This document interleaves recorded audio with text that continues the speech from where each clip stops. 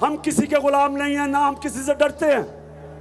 हम सब ने इसके बावजूद कि इन्होंने पूरी कोशिश करनी है इलेक्शन में धांधली करने की, हमने इसके बावजूद इनको फेंटा लगाना है, इनको हराना है।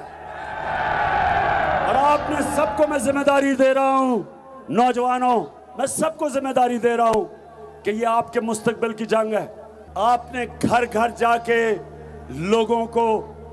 लोगों को सिर्फ एक चीज बतानी है कि ये आपकी हकीकी आजादी की जंग है, इलेक्शन नहीं है।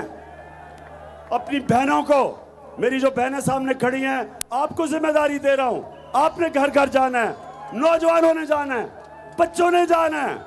और इंशाअल्लाह जिस तरह पाकिस्तान और हिंदुस्तान की तारीख में, क्रिकेट की तारीख में वाहिद कप्तान हूं, अल्लाह का करम है, जिसने हिंदुस्तान जाके उनके अंपायर होते हुए वाहिद कप्तान हूं, हिंदुस्तान के पारों के बावजूद उनको हरा के आया था।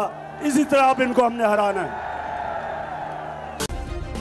सब्सक्राइब करें और बेल दबाएं ताकि कोई खबर रह न जाए।